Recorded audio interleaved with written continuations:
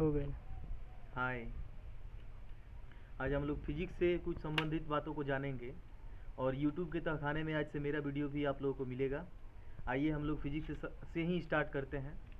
Physics के अलावा chemistry और बायोलॉजी की भी टॉपिक के ऊपर चर्चा करेंगे, पर वर्तमान में आज हम लोग फिजिक्स से ही स्टार्ट करते हैं। फिजिक्स में सबसे पहले हम लोग प्रकाश के बारे में जानेंगे कि प्रकाश क्या होता है। What is light. प्रकाश का अपने सुविधा के अनुसार लोग परिभाषाएं बोलते हैं। जैसे कहा जाता है कि प्रकाश बाह्य भौतिक कारक है जिसकी उपस्थिति में हम किसी वस्तु को देखते हैं। अर्थात कहने का मतलब यह है कि बाह्य कारक का मतलब कि आँखों में नहीं, बाहरी तथ्य है। यह बाहर से ये आता है और आँखों में प्रवेश करता है, जिसके कारण हम किसी वस्तु को देख पाते हैं। अतः कह रहे हैं कि बाह्य भौतिक कारक है। आँख और प्रकाश एक दूसरे के पूरक हैं। एक के कमी से दूसरे का जो क्रिया विधि है वो संपन्न नहीं हो सकता। अर्थात आँख रहे प्रकाश ना रहे तो भी हम किसी वस्तु को नहीं देख सकते, और प्रकाश रहे आँख ना रहे तो भी हम किसी वस्तु को नहीं देख सकते। चलिए इस टॉपिक को छोटे में सिमटा देते हैं।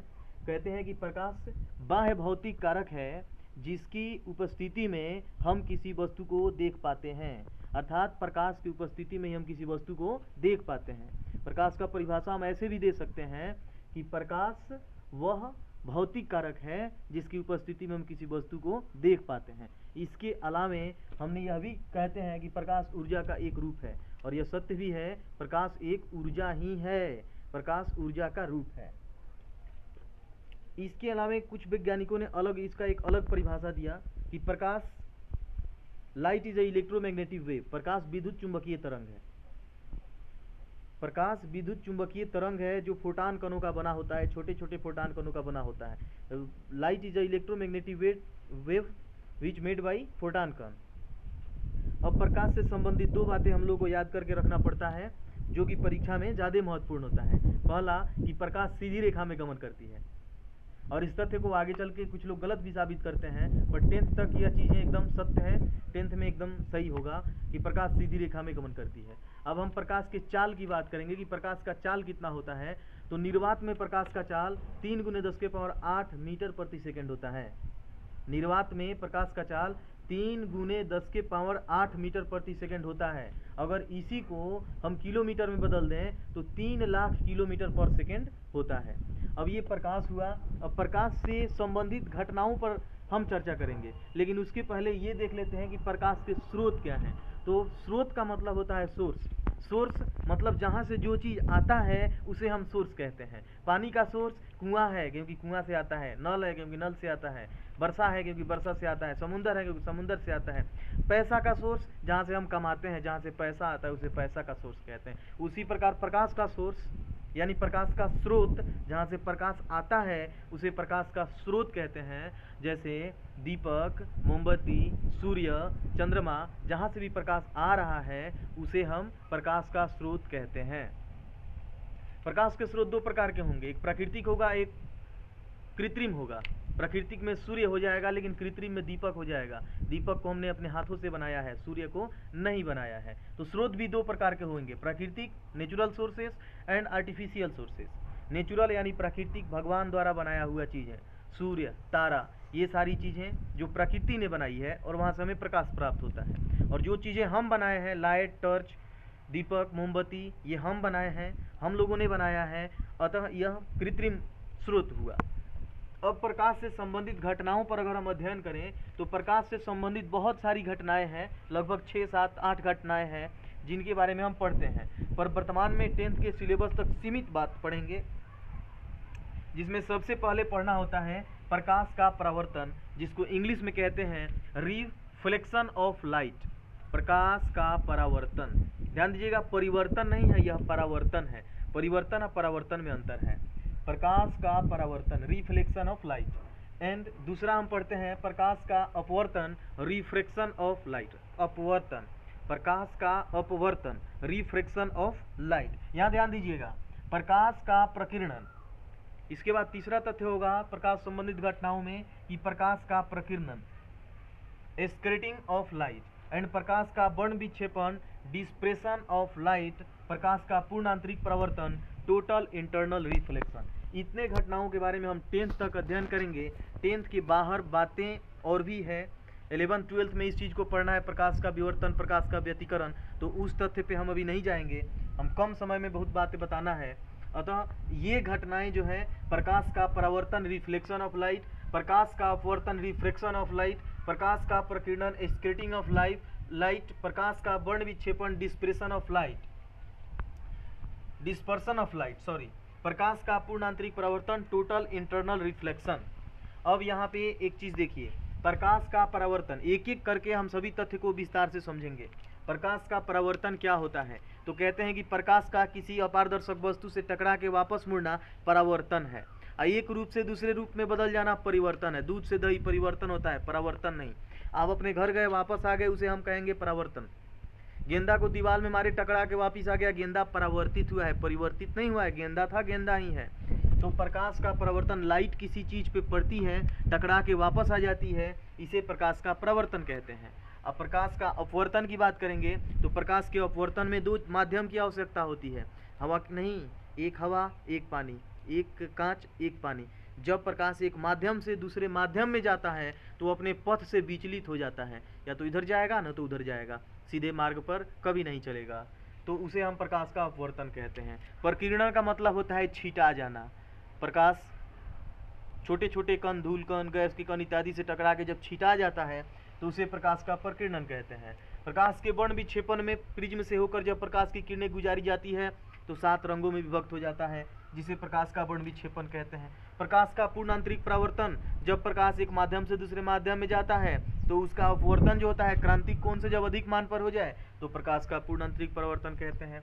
अब इस चीज को एक एक करके हम एक एक तथ्य को सही से समझेंगे।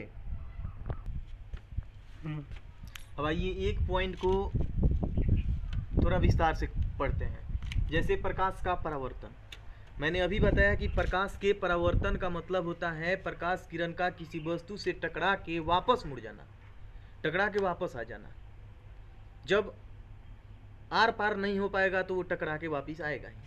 तो इसका परिभाषा कैसे देते हैं? तो कहते हैं कि जब प्रकाश किरण किसी चिकनी अपारदर्शक सतह से टकराती है, ध्यान देने वाला यहाँ बात है कि चिकनी यानी चिकना होना चाहिए सतह, अपारदर्शक होना चाहिए, अर्थात आर पार होने वाला नहीं होना चाहिए। प्रकाश जिससे आर पार हो जाए वहाँ प्रकाश का परावर्तन नहीं हो सकता। क्वेश्चन पूछा जाता है कि प्रकाश के परावर्तन के लिए सतह कैसा होना चाहिए, तो चिकना और अपारदर्शक। जब प्रकाश किरण किसी चिकनी अपारदर्शक सतह से टकराती है तो टकराकर अपने ही दिशा में वापस मुड़ जाती है, अपने ही दिशा में वापस लौट जाती है। इस वापस मुड़ने की घटना प्रकाश का परावर्तन कहलाता है। अर्थात जब प्रकाश किरण किसी चिकनी अपारदर्शक सतह से टकराती है तो अपने ही दिशा में वापस मुड़ने की घटना प्रकाश का परावर्तन कहलाता है। सर, प्रकाश की किरण चिकनी अपारदर्शक सतह से टकराई और टकरा के वापस मुड़ गई, इस घटना को प्रकाश का परावर्तन कहते हैं। जैसे मान लीजिए कि यह एक अपारदर्शक सतह है, यह एक समतल दर्पण है जिसका एक इधर से जो कलई, इधर से कलई कर दिया गया है, अर्थात पेंट कर दिया गया है ताकि प्रकाश आर पार ना हो जाए। शीशा जो होता है पारदर्शी होता है, लेकिन एक तरफ से अगर कलर कर दिया जाए तो वो पारदर्शी नहीं, वो अपारदर्शी हो जाता है। तभी तो हम अपना आईना में मुंह देख पाते हैं, नहीं तो मुंह दिखाई ही नहीं देगा, इधर वाला उधर दिखाई देगा, उधर वाला लोग इधर को देखेगा। तो एक तरफ से हम उसे कलई करके, पेंट करके पारदर्शी से अपारदर्शी बनाते हैं। तो ये हुआ एक समतल दर्पण जिसका एक तरफ से कलई किया गया है, दूसरे साइड से एक प्रकाश की किरण हमने यहाँ से डाला, भेजा। जब प्रकाश की किरण इधर से हम भेजेंगे तो ये इधर निकल जाएगा, क्योंकि इधर पार तो नहीं कर सकता, तो टकरा के वापस चला जाएगा। और बीच में हम एक अभिलंब डालते हैं, तो ये देखिए, ये जो प्रकाश की किरण आती है उसे आपतित किरण कहते हैं, उसे आपतित किरण, अर्थात आपतन बिंदु पर आने वाली किरण को आपतित किरण कहते हैं, और परावर्तित होकर जाने वाली किरण को परावर्तित किरण कहते हैं। क्या कहते हैं? परावर्तित किरण। इसे कहते हैं आपतित किरण, उसे कहते हैं परावर्तित किरण। और बीच में जो लंब डाला गया है उसे अभिलंब कहा जाता है। आपतित किरण, परावर्तित किरण के बीच और जो लंब डाला जाता है उसे अभिलंब कहते हैं। और ये तीनों क्रियाएं जिस सतह पे होती है उसे आपतन बिंदु कहिए या परावर्तक, इस पूरा सतह को परावर्तक सतह कहेंगे, इस बिंदु को आपतन बिंदु कहेंगे। अब परीक्षा में पूछा जाता है कि प्रकाश का परावर्तन से आप क्या समझते हैं, तो नॉर्मल सी बात लिखेंगे कि जब प्रकाश की किरण किसी चिकनी अपारदर्शक सतह से टकराती है तो टकरा के अपने दिशा में वापस मुड़ जाती है, यह घटना प्रकाश का परावर्तन कहलाता है। ये एक डायग्राम बना सकते हैं, इसे दिखा सकते हैं, आपतित किरण, परावर्तित किरण, अभिलंब, आपतन बिंदु। अब जो सबसे महत्वपूर्ण बात होती है वो ये होता है कि प्रकाश के परावर्तन के कितने नियम होते हैं। तो याद रखेंगे प्रकाश के परावर्तन के 2 नियम होते हैं। प्रकाश के परावर्तन के 2 नियम होते हैं। प्रकाश के परावर्तन के 2 नियम होते हैं। पहला, आपतित किरण, परावर्तित किरण तथा आपतन बिंदु पर डाला गया अभिलंब तीनों एक ही तल में होते हैं। देखिए यहाँ पे देखकर समझेंगे, यही बात लिखा है यहाँ पे, आपतित किरण, परावर्तित किरण तथा आपतन बिंदु पर डाला गया अभिलंब तीनों एक ही तल में होते हैं। आपतित किरण, परावर्तित किरण तथा आपतन बिंदु पर डाला गया अभिलंब तीनों एक ही तल में होते हैं, यह पहला नियम है। दूसरा नियम, आपतन कोण परावर्तन कोण के बराबर होता है। आपतन कोण परावर्तन कोण के बराबर होता है। कोण आई से, आपतन कोण को कोण आई से सूचित करते हैं, परावर्तन कोण को कोण आर से सूचित करते हैं। कोण आई बराबर कोण आर। आपतन कोण परावर्तन कोण के बराबर होता है, कोण आई बराबर कोण आर। आपको कितनी बातें याद रखनी है कि प्रकाश का चाल 3 × 10⁸ मीटर प्रति सेकेंड या 3 लाख किलोमीटर प्रति सेकेंड। प्रकाश क्या है? ऊर्जा का रूप है। प्रकाश सीधी रेखा में गमन करती है। प्रकाश का परावर्तन बताना है कि जब प्रकाश किरण किसी चिकनी अपारदर्शक सतह से टकराती है तो अपने ही दिशा में वापस मुड़ जाती है, जिसे प्रकाश का परावर्तन कहते हैं। प्रकाश के परावर्तन के 2 नियम, आपतित किरण, परावर्तित किरण तथा आपतन बिंदु पर डाला गया विलंब तीनों एक ही तल में होते हैं। आपतन कोण परावर्तन कोण के बराबर होता है। लाइक सब्सक्राइब भी कर लीजिएगा ताकि आपको अगला वीडियो के लिए नोटिफिकेशन जारी हो सके।